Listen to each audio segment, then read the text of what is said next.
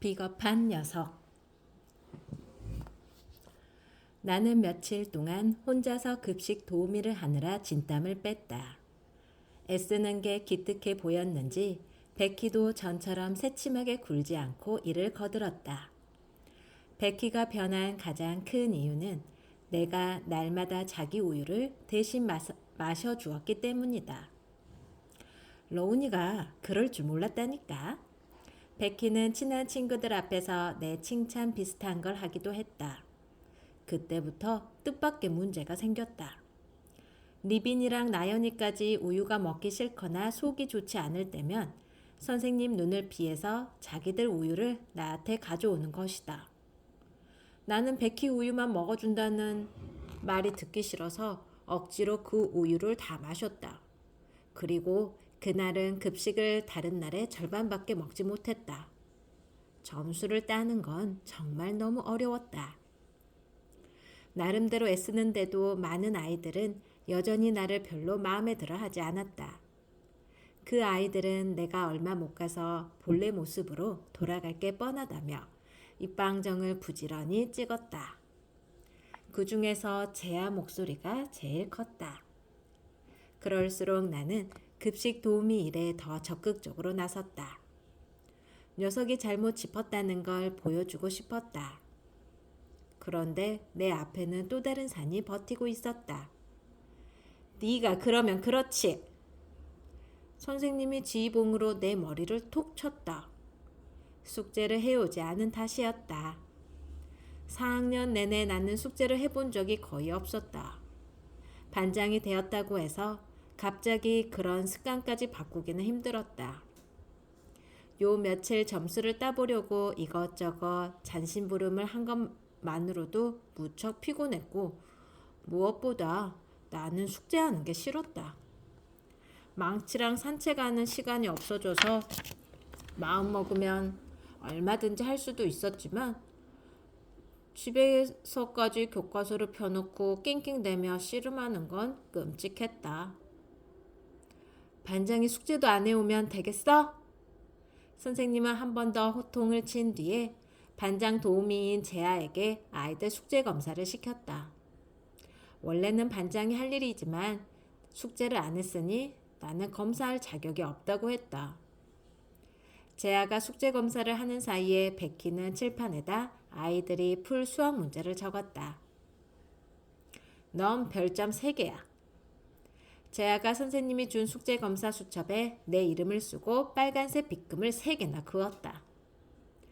빨간 빗금 10개를 받으면 일주일 동안 급식을 꼴찌로 먹고 남은 점심시간 동안에 밖에 나가 놀지도 못하고 교실에서 선생님이 내준 문제지를 풀어야 했다. 생각만 해도 끔찍한 벌이었다. 나는 1학기 때 2번이나 그 벌을 받았던 기억이 떠올라서 몸서리를 쳤다.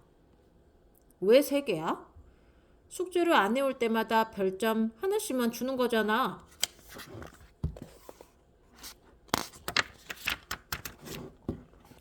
내가 따지자 녀석이 코웃음을 쳤다. 벌점 주는 건 내 마음이야. 반장은 잘못하면 다른 애들보다 별점을 더 많이 받는 게 당연하지 않아? 억울하면 다음부터 숙제해와. 어처구니가 없었다. 그런 법은 도대체 누가 만들었냐고 물어보려다가 치사해서 그만두었다. 아이들이 내 반응을 살피려고 안테나를 한껏 세우고 지켜보는 것도 부담스러웠다. 아무리 생각해도 반장이라는 건 재미없었다. 하지만 재아 자식의 잘난 척하는 콧대를 꺾어놓고 대광이를 실망시키지 않으려면 계속 참는 수밖에 없었다. 한심한 노릇이다. 그런데 그 일로 생긴 불똥은 오히려 재아에게 튀었다. 황재하, 네 마음대로 로운이한테만 별점을 3개씩 주면 어떡하니? 이건 공평하지 않잖니? 선생님이 숙제검사 수첩을 확인하다 말고 얼굴을 찌푸렸다. 로운이는 반장인데도 모범이 되지 못했으니까 별점을 더 줘야 한다고 생각합니다. 재아는 어깨를 꼿꼿이 펴고 또박또박 말했다. 선생님이 인정한 모범생다웠다. 아무리 그래도 네 마음대로 그런 결정을 하는 건 옳지 않아. 법이 모든 국민에게 평등해야 하듯이 이것도 마찬가지야.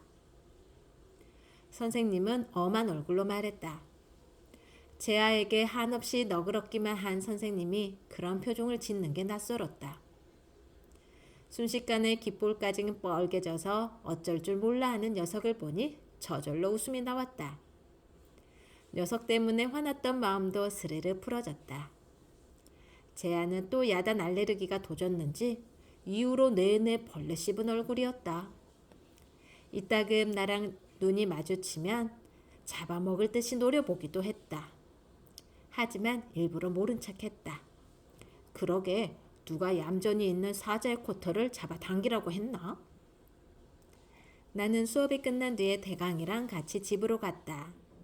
오랜만에 우리 집에서 같이 놀 생각이었다.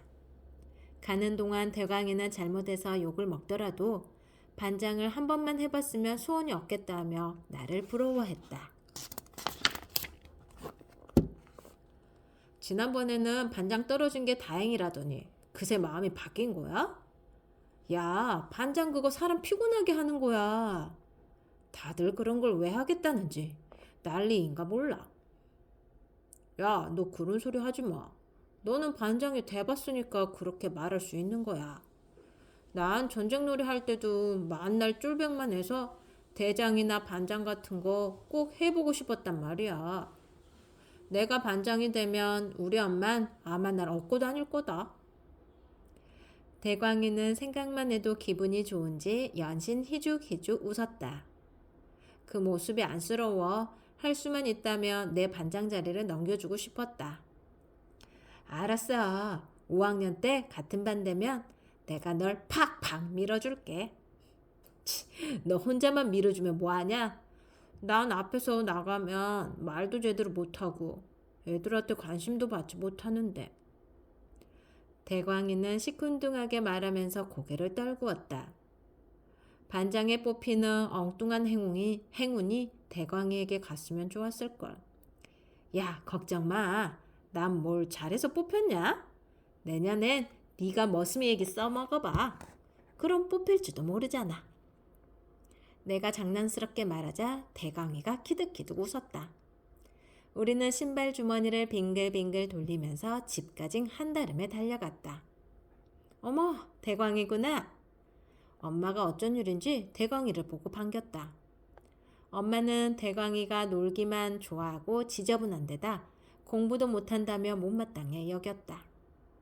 나보다 나은 친구를 사귀어야 하는데 그게 아니라는 거다. 엄마 말대로라면 나랑 친구가 돼줄 아이는 한 명도 없겠다. 대광아, 우리 로운이 어때? 반장답게 잘하고 있니? 궁금해 죽겠는데 저 녀석이 당체 말을 해야지. 엄마가 속셈을 드러냈다. 걱정 마세요. 아주 잘하고 있어요. 1학기 때 반장보다 훨씬 나아요. 대광이가 엄마 모르게 눈을 찡긋하며 말했다. 대광이를 집에 데려오기를 잘했다. 엄마는 까르르 웃더니 부엌에 들어가서 빵과 과일을 그득히 담아 접시를 들고 나왔다. 우리가 간식을 후딱 먹어치우고 마당에서 놀고 있을 때 누나가 절뚝거리며 들어왔다. 로운이 반장, 야! 야! 누나는 나를 보자마자 또 기합 소리를 냈다. 대광이에게 망치 얘기를 해주느라 열을 올리고 있던 나는 멈칫했다. 대광이는 누나가 재미있다며 좋아했지만 나는 아니었다. 누나가 대광이 앞에서 바보같이 굳는 모습을 보면 괜히 낯이 뜨거워졌다. 로운이 반장, 재천이가 이랬어. 혼내줘. 재천이 미워. 미워. 누나가 바지 뒷자락을 내보이며 울상을 지었다. 음료수 같은 걸 뿌렸는지 바지에 길게 얼룩이 져 있었다. 해코지를 한 재천이보다 누나에게 더 화가 났다. 아, 왜 맨날 당하고 다녀? 바보같이. 나는 대광이야 밖으로 나갔다. 누나를 피해 공터에 가서 놀 참이었다. 대광이는 집 쪽을 자꾸 돌아보며 마지못해 끌려오다가 골목 끝에서 우뚝 멈춰섰다. 로운아, 우리 제촌이 혼내주러 가자. 아, 됐어. 별일 아니니까 신경 쓰지 마. 심심한데 잘 됐잖아. 그리고 너희 누나 같은 장애가 있는 사람을 괴롭히는 놈들은 가만두면 안 돼. 방어할 능력이 없는 사람을 괴롭히는 건 비겁한 짓이야. 대강이는 주먹 가진 불끈 쥐어 보였다. 평소와 다른 진지한 표정에 웃음이 났다. 하지만 녀석은 내가 한사코 말리는데도 기어이 슈퍼마켓까지 갔다. 야, 우리 엄마가 공부는 못해도 비겁한 사람은 되지 말랬어. 제촌이가 나쁘다는 걸 알면서도 모른 척하는 건 비겁한 거잖아. 대강이는 재미난 놀이라도 찾아낸 것처럼 들떠 있었다. 하지만 나는 갑자기 우울해졌다.